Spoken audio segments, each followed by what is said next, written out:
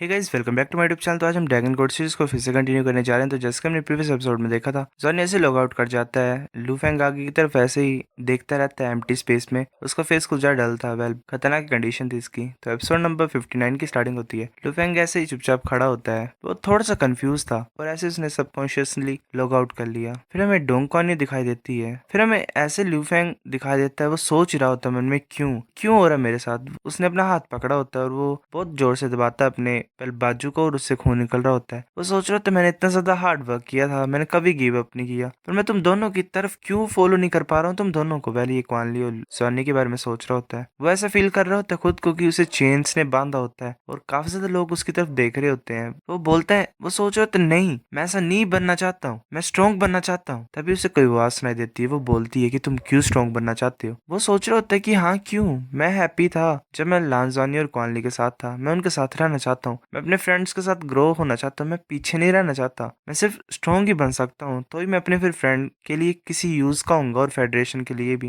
वो फिर ऐसे ही नीचे गिरा होता है। उसकी चेस्ट पे ग्लो आ रहा होता है। वो बोलता है, ये क्या चीज है। अब तभी उसकी चेस्ट से एक एनर्जी पिलर बाहर निकलता है और एक स्पेयर बाहर आ जाता है उसकी चेस्ट से। वो जो स्पेयर होता है वो एक एनर्जी बॉल में कन्वर्ट हो जाता है। ल्यूफेंग उसकी तरफ देख रहा होता है, सोच रहा होता है कि क्या गलत है मेरे साथ। तभी एक ड्रैगन अपीयर हो जाता है। वेल, सिल्वर कलर का ड्रैगन वैसे हवा में होता है। लुफेंग बोलते है, ये क्या चीज है। वो जो ड्रैगन होता है वो नीचे देख रहा होता है। वो लुफेंग की तरफ देख रहा होता है। लुफेंग सोच रहा होता है उस ड्रैगन की तरफ देख के कि स्ट्रॉन्ग है, परसिस्टेंट है और इसका फेस ऐसा है और इसकी अपीयरेंस ऐसी है कि ये कभी गिव अप नहीं करेगा, ये मैं ही नहीं हूँ। वो जो ड्रैगन होता है वो अपने हॉर्न से जो उसके सर के ऊपर होता है उससे लुफेंग को टच करता है। उन दोनों की एनर्जीज मर्ज हो जाती हैं। फिर ऐसे में एक जगह सीन दिखाता है। जॉनी बोलता है, क्वानली क्या तुम अभी वापस आए। क्वानली बोलता है कि मैं हॉस्टल के डोर के सामने था, ओपन करो डोर को। वो फिर एंटर कर जाता है। वो बोलता है, मैं तुम्हें इस आइटम को डिलीवर करने के लिए आया हूँ। जॉनी बोलता है, शुक्रिया। क्वानली बोलता है, ये ज्वेल तुमने खरीदा है वो एक बॉक्स में होता है। क्वानली बोलता है, मैंने तुम्हें बोला है ना कि मैं कुछ बाय करूंगा। वो हंसते हुए बोलता है कि मेरे को ही सस्ते में पड़ गया। जॉनी बोलता है, क्या ये सच है, क्या तुमने चीप प्राइस में पाया है। जॉनी बोलता है, क्या तुम्हें भी आइटम मिली, क्या लान मैंक्विन ने भी कुछ बाय किया। क्वानली बोलता है कि उसने कुछ भी बाय नहीं किया, वो मेरे को ऐसे मोक करती रही, मतलब बातें करती रही कि मैंने इतनी ज्यादा यूजलेस चीज को खरीद ली है, पर मैं क्या ही बोलूं उसे, उसका नॉलेज बहुत ज्यादा कम है। वो फिर उसे ओपन कर लेता है। बोलता है कि मैंने उसे बोला था कि ये चीज बहुत ज्यादा वैल्यूएबल है। जॉनी बोलता है कि मेरे को भी देखने दो। वो उसे ओपन करता है। अंदर एक कॉइन टाइप होता है, वेल मतलब कोई आर्टिफैक्ट टाइप होता है। जॉनी बोलता है कि ये चीज तुमने खरीदी है, ये तो एक एंशिएंट कॉइन लग रहा है। कॉनी बोलता है कि तुम भी समझ नहीं पा रहे कुछ भी है ना, तुम्हें भी इस चीज के बारे में नहीं पता है। मेरे जो फादर है वो एक फेमस आर्कियोलॉजिस्ट है जो कि स्पेशलाइज है एशियंट कॉइन में। इन तरह के जो पैटर्न है इस कॉइन के ऊपर, एक एंशियंट कॉइन है जो कि 30,000 साल पहले का है। मैं ये सोचता हूँ कि बहुत ज्यादा वैल्यूएबल आइटम है इस एरा में, जैसे कि साउल गाइड डिवाइस है आज के एरा में। तो इसमें कोई वैल्यूएबल चीज ही क्यों ना हो, पर इसकी वैल्यू फिर भी बहुत ज्यादा एक्सपेंसिव है अगर इसे बेचा जाएगा तो, क्योंकि ओल्ड है। सनी बोलता है कि तुम्हें कितना लगता है, मतलब एक एंटीक 30,000 साल पुराना कितना ज्यादा कॉस्ट होगी इसकी। क्वानली खुश से बोल रहा होता है, क्या लगता है तुम्हें कितना ज्यादा बिकेगा 30,000 साल पुरानी चीज। मेरे को अब चिंता करने की कोई जरूरत नहीं है कल्टीवेशन रिसोर्सेज के लिए फ्यूचर में। सनी बोलता है, क्वानली ये तुम्हारा है, ऐसे मत दो तुम इस चीज को किसी को। क्वानली बोलता है कि मैं तुम्हें पहले बोला ना, है ना, हम ब्लड रिलेटेड तो नहीं होंगे पर हम फिर भी ब्रदर्स हैं। जॉनी बोलता है, ठीक है मेरी गलती थी, मुझे माफ कर दो। वेल, शायद ये जॉनी को दे रहा है इस चीज को। क्वानली बोलता है कि मनी ऐसी चीज है जो बाहर की है बॉडी से, पर जॉनी हमेशा याद रखना हमारी जो फ्रेंडशिप है वो बहुत ज्यादा पुरानी है। तुमने मैंक्विन को मेरे से लिया, मैं उसे चेज करना चाहता हूँ। वेल, पता नहीं क्या बोल रहा है, ट्रांसलेशन ऐसी है। अच्छा, मैं उसे चेज करना चाहता हूँ, ये मैंक्विन को चेज करना चाहता है। व्हाट द फक, प्यार में पागल हुआ है। जॉनी बोलता है कि तुम कितने ज्यादा ओल्ड हो इस बारे में बात करने के लिए, तुम कुछ ज्यादा ही सोच रहे हो इसके बारे में। मैंक्विन एक एरोगेंट गर्ल है, वेल घमंडी गर्ल है, अगर तुम स्ट्रॉन्ग नहीं होगे तो वैसे तुम्हें नीचे दिखाती रहेगी। कॉनली बोलता है, मैं स्ट्रॉन्गेस्ट समनर बनूंगा फ्यूचर में, मैं डेफिनेटली उस तक कैचअप कर पाऊंगा। मेंशन ही मत करो, चल देखते पहले इस आइटम में क्या है। वो उस कॉइन को ओपन करता है और एक पाउच टाइप बाहर गिरता है। कॉनली बोलता है, ये कंप्लीट हो गया है। जॉनी, तुम्हें पता था एक एंशिएंट स्टोरेज डिवाइस है जो कि पर्सनली यूज किया जा सकता है। ये 1 मिलियन फेडरेशन कॉइन से भी नहीं खरीदा जा सकता, इसकी कुछ मिलियन तो वर्थ है। चलो देखते हैं इसके अंदर क्या है। वो पाउच को ओपन करते हैं। पाउच के अंदर एक बेबी मंकी होता है। कॉनली बोलता है, क्या ये मंकी। जॉनी बोलता है, मुझे भी नहीं पता। कॉनली उसे टच करता है। कॉनली पीछे की तरफ मुड़ता है और बोलता है, नहीं। जॉनी बोलता है, तुम क्या कर रही हो। कॉनली बोलता है, ये गर्म है, ये गर्म है, ये अभी भी जिंदा है। वो जोर से चिल्ला के बोल रहा होता है। जॉनी बोलता है, ये बीस्ट तो बहुत ज्यादा रेयर और वैल्यूएबल भी हो सकता है, ऐसा तो कोई भी एनिमल नहीं था बुक्स में जो मैंने पढ़ा है। कॉनली बोलता है, नहीं नहीं, मैं स्टोरेज और मनी की बात कर रहा हूँ। ऐसा हो ही नहीं सकता कि इस स्टोरेज में एक बीस्ट होगा जो कि मतलब 10,000 सालों से है। अगर ये अलाइव है तो ये अमेजिंग छोटा बीस्ट नहीं होगा। जॉनी बोलता है कि क्वानली, अपने जो बेकार के थ्रोट्स हैं उन्हें इस मंकी से हटा दो, ठीक है, पहले इसे टीचर को रिपोर्ट करते हैं कल। क्वानली बोलते ठीक है ऑफ कोर्स। फिर ऐसे इन दोनों ने अपॉइंटमेंट बनाया कल के लिए। क्वानली वापस चला गया अपने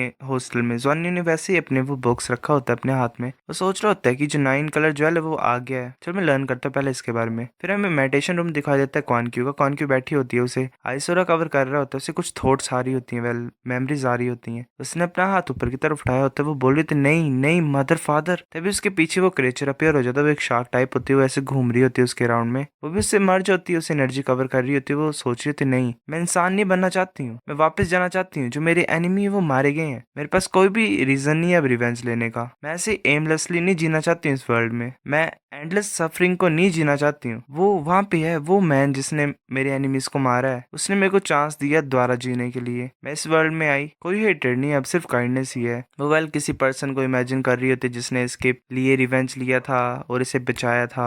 वो सोच रही होती कि क्यों ये जो पर्सन है जवानी वो उसी की तरह लगता है, क्या वो इसका डिसेंडेंट है, क्या ये उसका डिसेंडेंट है। तभी वो जो मेमोरीज होती है वो गायब हो जाती हैं, एनर्जी से कवर कर रही होती है। वो सोच रही होती है नहीं सिर्फ आइस मार्शल साउली, एक वेल फीमेल टाइप ही पीछे फॉर्म हो जाती है, उसकी बॉडी एक आइस तरह से उसके पीछे। वो सोच रही होती कि यहाँ पे डीमन साउल भी है। मुझे याद आ रहा है कि क्या रीजन है मेरे इस वर्ल्ड में आने के लिए, जो मेरी मार्शल साउल है वो फाइनली जाग गई है। तभी उसकी वेल 4 रिंग्स हो जाती हैं, एक ब्लैक रिंग होती है, वो चारों रिंग्स ब्रेक थ्रू हो जाती हैं। वो सोच रही थी कि मैं पास्ट के जो डेप्ट है उन्हें पे करने के लिए आई हूँ। वेल पता नहीं क्या ही हो रहा है यहाँ पे। फिर हमें मेडिटेशन रूम दिखा देता है लांजानी के होटल का। जॉनी ने ऐसे वो आर्टिफैक्ट रखा होता है, वो लाइफ एनर्जी वाला। जॉनी उस ज्वेल को बाहर निकाल लेता है। जॉनी उसकी तरफ देख रहा होता है, वो ज्वेल होता है, उसमें कुछ रेडिएशन होती है। जॉनी का वर्लपूल भी घूम रहा होता है, एक लेजर टाइप निकलती है उससे और वो जॉनी के फोरहेड से पार हो जाती है। जॉनी को एक इमेज आती है जहाँ पे कुछ ज्यादा जो ड्रैगन हमें दिखाई देते हैं जो कि रोर कर रहे होते हैं। जॉनी ऐसे एक वर्ल्ड में पहुंच जाता है। जॉनी सोच रहा था ये की चीज है, वो कुछ ज्यादा हैरान होता है, वेल किसी मेमोरी में चला गया होता है। जॉनी सोच रहा था किस तरह की बैटल है, वेल जो ड्रैगन्स होते हैं वो मर के नीचे गिर रहे होते हैं और ग्राउंड में गिर रहे होते हैं, वेल ऊपर से एक बहुत बड़ा ड्रैगन वेल नीचे गिर रहा होता है। जॉनी सोच रहा था ये क्या, सारे ड्रैगन्स मर गए हैं। वो जो